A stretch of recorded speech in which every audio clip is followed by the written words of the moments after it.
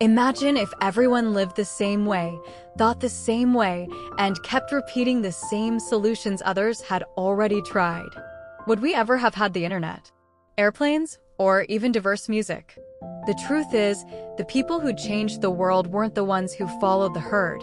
They were the ones who decided to see things differently. In his book, Originals, Adam Grant reveals how these people think, showing that originality isn't some innate gift you're born with. It's a skill you can learn and practice. Let's dive deeper into today's book. Risk is not recklessness. There's a big difference between risk and recklessness.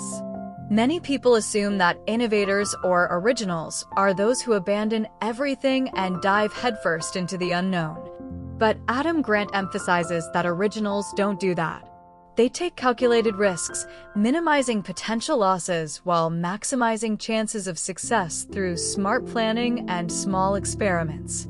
For them, risks come in two types. Calculated risk, like testing a small version of an idea or keeping a side project until results show. Reckless risk, like quitting everything overnight with no backup plan. Originals always choose the first. Instead of asking, will this idea succeed? They ask, if it fails, what's the cost? Can I recover?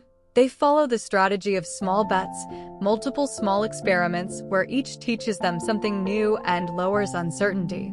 Example, many entrepreneurs started their ventures while still holding their day jobs. If the project succeeded, they leaned in fully. If not, they had a safety net. This is exactly how many successful founders built their companies. Why does this matter? Because it makes creativity sustainable. Instead of one giant gamble that could collapse, you have a series of attempts that increase the odds of breakthrough. Remember, even the world's most successful innovators didn't risk everything at once. They calculated their moves carefully. Constructive doubt. Originals aren't people who have blind certainty from day one. They practice constructive doubt, a type of questioning that asks, why do we do it this way? Could there be a better approach?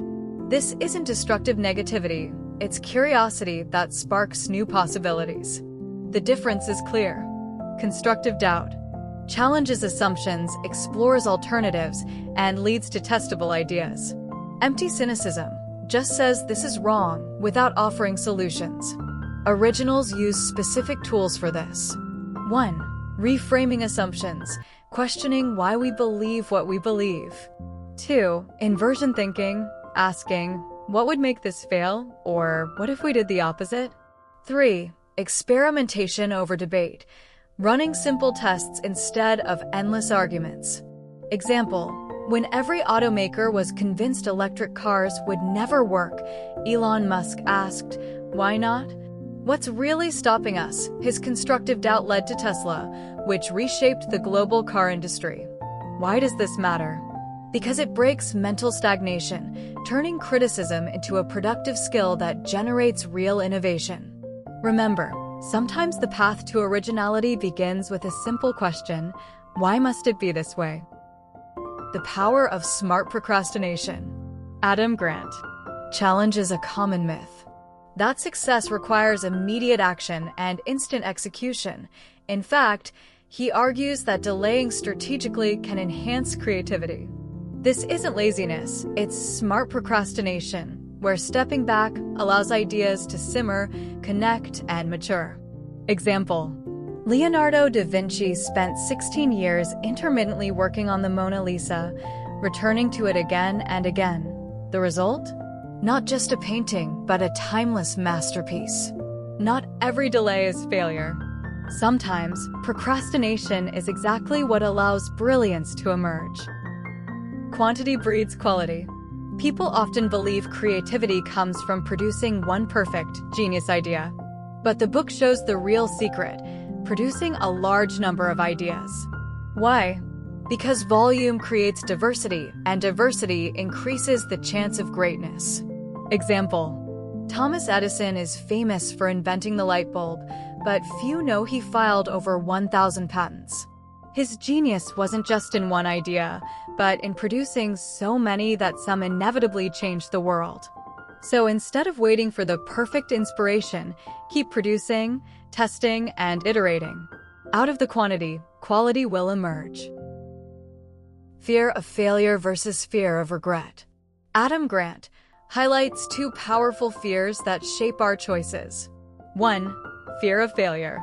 What if I try and fail? 2. Fear of regret. What if I never try and lose the chance forever? Most people are paralyzed by fear of failure, so they avoid trying altogether. Originals, however, are driven more by fear of regret. That fear pushes them to act, even when failure is possible.